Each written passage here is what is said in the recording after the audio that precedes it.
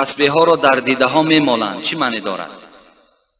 دوم، زن در دنیا 2 3 4 شوهر میکند، در جنت همراه کدامش میباشد؟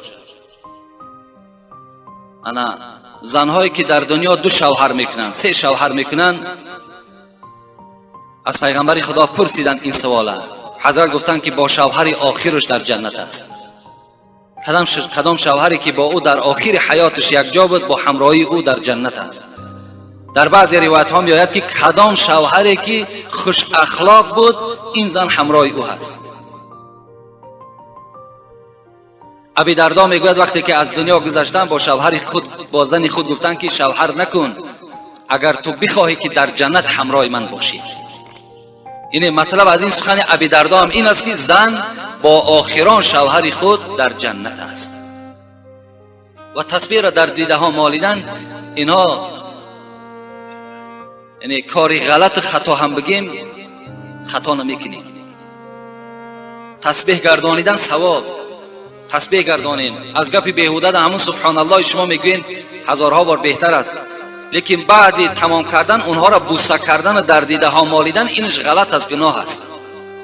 فقط شما قرآن در دیده تان مالید، فقط شما قرآن بوسه کنید. و یک سنگ است، آیا بوسیدن چی لازم است؟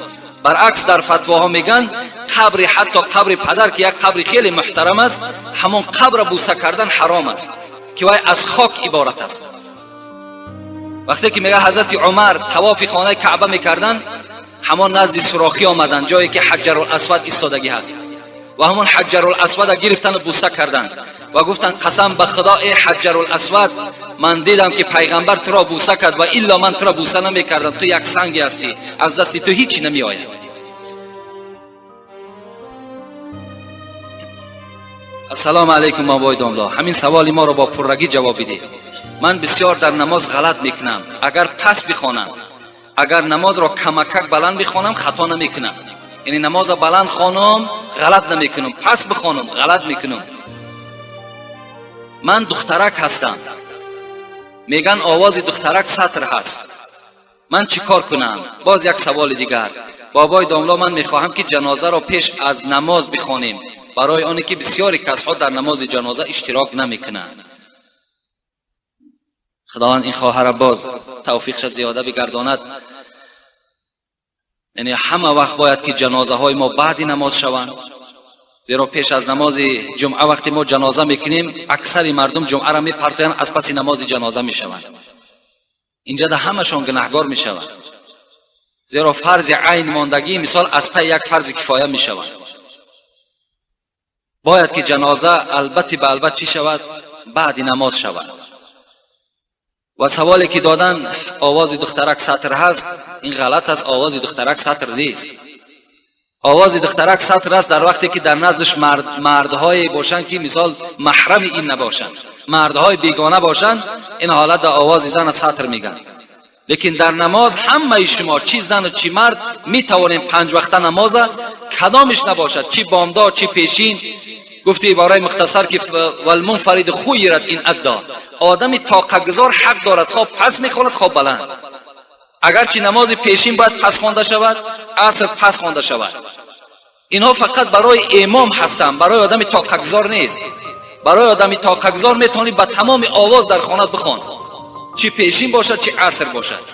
نمازهای بلند میتونیم پس بخوانیم، بلند یعنی اختیار شما هست اگر طاقت گذار باشین. این بلند خواندن و پس خواندن فقط برای همون خطیب است، برای ملا است، برای امام است، برای شما نیست. همه تون میتونیم بلند میخوانیم پس میخوانید، این حق شما هست اگر در خانه نماز ده تنها گذار باشید. السلام علیکم داملای محترم حاجی مرزا. بعد از سلام خواهش میکنم که به این 2 سوال من جواب بدهید.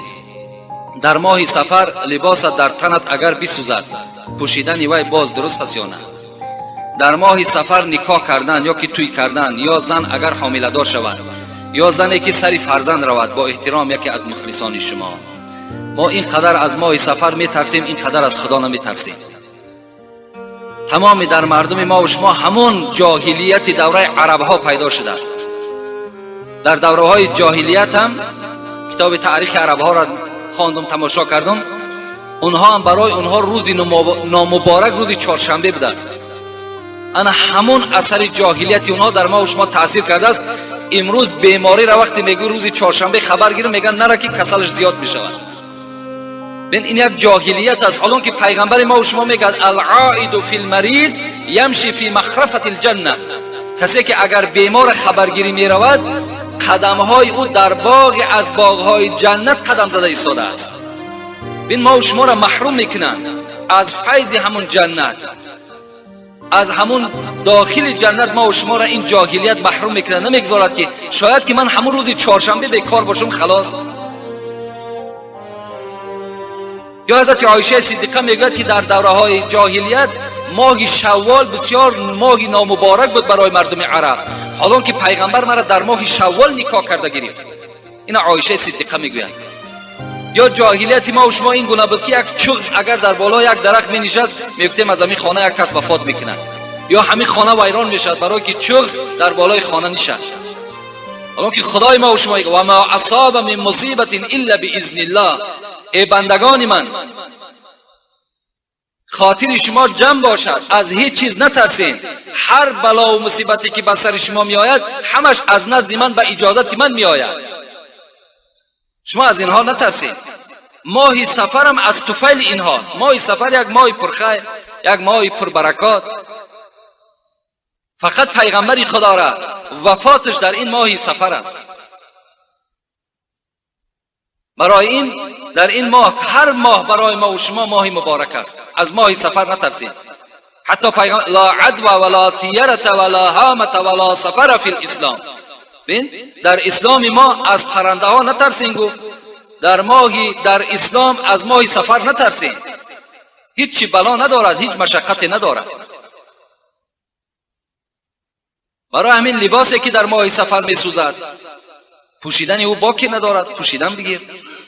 یا توی کردن در ماه سفر، اگر همین تویهای سرخراجات و همین تویهایی که پر از حرام کردهای خدا هست در ماه سفر نه، در تمام کل سال برای ما و شما نادرست است.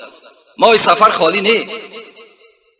یکی خوش به حال همون پیشوای ما و شما که بیچاره البته مانده شدند از حساب همین خراجات اسراف ها و عمل های نادرکار همین مردم که مانده شدند، بعد گفتن که همین ماه سفر در توی کردن درست نیست. شکر که از همین ماه سفر حاضر می ترسن، از خدا نه.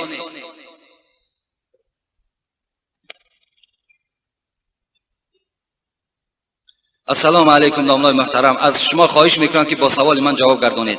پدر و مادر حضرت امام اعظم کی بود؟ اینها را ما گفتیم گذاشتیم. از آینه نیلگون نماز بامداد یا پیشین و غیر نمازگزاری را میخوانند. از خفا اینها نماز خواندن درست است یا نه؟ درست نیست. از بالای تلویزیون وقتی که شما یک نماز میبینین و با آنها اقتدا میکنین نماز شما فاسد است، نماز شما درست نمیشود. سوال من جواب دهید. تسبیح ها را در